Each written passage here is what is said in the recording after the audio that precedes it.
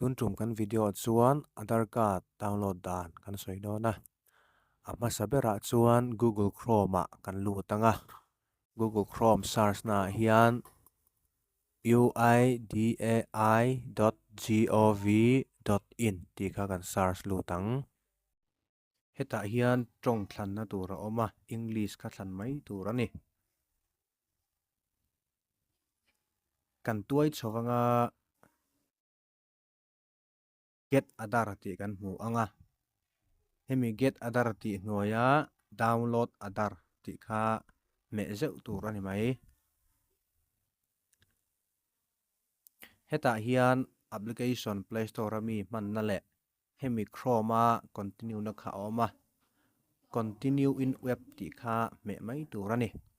chuan heta hian Aadhaar card number ti te enrollment ID ti te virtual ID number ti te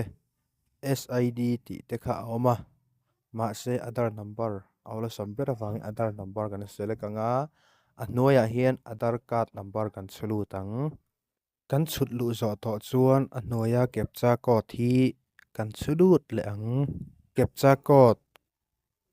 kan chut to hnuwa send OTP kha kan met le zewang iphone SMS a khan OTP alo thleng do na chu OTP chu hemi ahnoya hian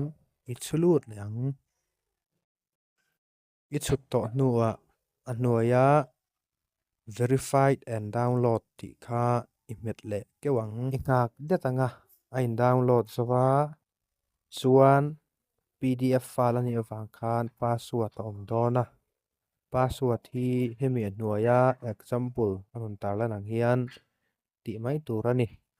awm zia bera chuan i hming kha lalrin nunga ani chuan i hming masalam digit li kha ila anga lalrin nunga ani chuan LALR thleng khai la pheyanga chu horopui veka zia tur ani chuan a top bera mani pian kum kha zia phei le mai tur ani